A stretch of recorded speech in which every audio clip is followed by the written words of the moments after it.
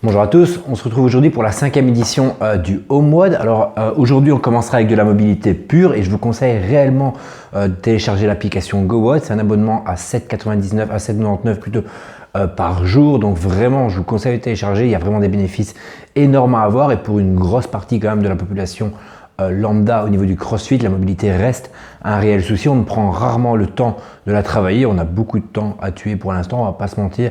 Donc si vous pouvez la télécharger et ne serait-ce que commencer par les 8, les 15 ou les 20 minutes quotidiennement, vous verrez qu'au fur et à mesure des jours et des semaines, vous aurez une réelle évolution sur votre mobilité, ce qui vous permettra d'être beaucoup plus à l'aise après sur tous les mouvements d'overhead, sur tous les mouvements de squat, sur tous les mouvements qui vous posent problème tout simplement en réalité. Aujourd'hui, on commencera donc avec 3 mouvements qu'on retrouvera dans GoWOD. Je vous montrerai une petite vidéo explicative. 1 minute, vous passerez en armless prayer.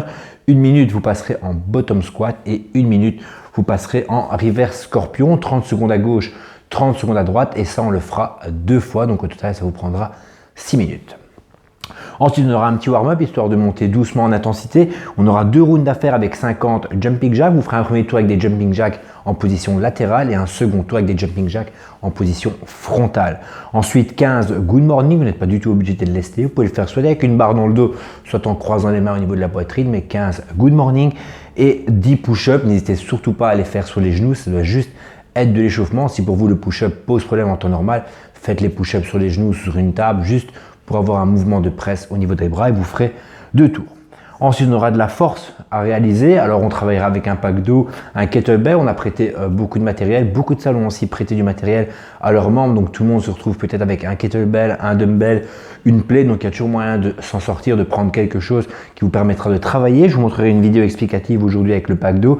Mais on fera du one leg Romanian deadlift. Vous aurez 3 séries de 10 à faire et ce sera à chaque fois 10 de la jambe droite et 10 de la jambe gauche. Et vous essaierez à chaque fois de ne pas déposer le pied entre les répétitions. Donc pendant que vous faites les 10 séries sur la jambe droite, la jambe gauche ne peut jamais toucher le sol et inversement. Vous garderez un tempo dans l'exercice, 3 secondes de descente, 1 seconde de pause en bas, donc avec le poids à quelques centimètres du sol, une remontée explosive et 1 seconde de pause en haut avant de relancer le deuxième mouvement. On n'alternera pas les jambes, on fera 10 d'abord d'une jambe et ensuite 10 de l'autre jambe. Ensuite, on aura un workout à réaliser. Alors, on le fait souvent pour ceux qui suivent nos programmations. C'est un EMOM de 8 minutes sur 4 exercices. Donc, vous allez faire 2 tours en EMOM et puis vous referez 2 tours en 4 time, donc le plus rapidement possible. Ça fera donc 4 tours au total. Si vous avez gardé plutôt le cap du EMOM, vous auriez eu un cap time de 16 minutes pour le terminer. Ici, je vais vous demander de terminer dans les 15. Normalement, il y a moyen de gagner 1 minute sur les 2 tours 4 time. Ce sera 12 burpees la première minute. Seconde minute, 12 clusters et je vous les montrerai avec un pack d'eau. C'est comme des med ball clean, sauf qu'on fera un press. C'est tout à fait moyen de le faire ou avec un dumbbell ou avec un kettlebell. Vous pouvez les faire si vous avez un dumbbell ou un kettlebell d'une seule main. Vous alternerez plutôt les mains 6 à gauche et 6 à droite. Il n'y a pas de problème. 12 V-up et ensuite 10 keeping handstand push-up ou des versions qui pourront vous permettre d'en faire une dizaine. Alors au niveau du travail dans le EMOM, je veux que vous soyez capable de faire l'entièreté des répétitions en 40 secondes au maximum sur le premier tour. C'est-à-dire si pour vous 12 burpees ça vous met 55 secondes, il va falloir réduire le nombre de répétitions. Si par exemple à 8 vous étiez à 40 secondes, arrêtez-vous à 8 et faites 8 sur chaque tour parce que sinon ça va vous mettre trop de temps, vous allez directement sortir du EMOM et vous n'arriverez jamais à récupérer ce temps perdu. Pareil au niveau des clusters, des V-up, c'est 12 en version RX. Si vous voyez que vous n'êtes pas arrivé à faire ces 12 dans les 40 secondes sur le premier tour, il va falloir réduire le nombre de répétitions tout simplement pour être sûr et certain de pouvoir continuer à mettre de l'intensité et au moins de terminer dans le cap time. Au niveau des handstand push-up, ce sera du keeping handstand push-up. Je vous conseille quand même de mettre soit un essuie que vous pliez en 2. Comme d'habitude, au niveau des keeping, quand on travaille à la salle, vous avez droit au maximum à 15 cm. Vous pouvez soit mettre un gros dictionnaire pour ceux qui en ont encore, un atlas.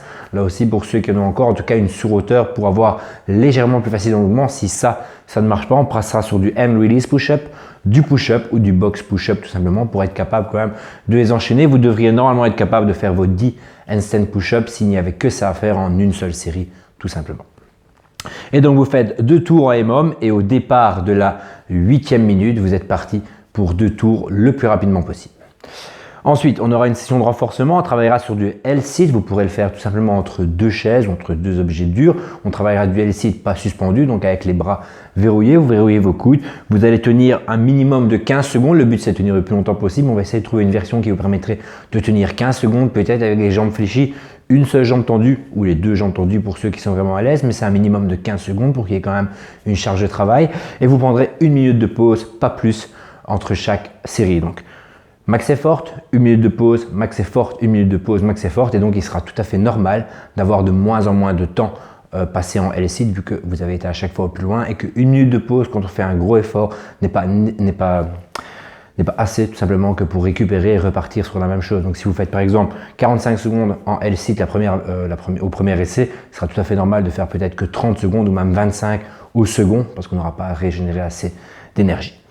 Et on se retrouve demain pour la 6e version.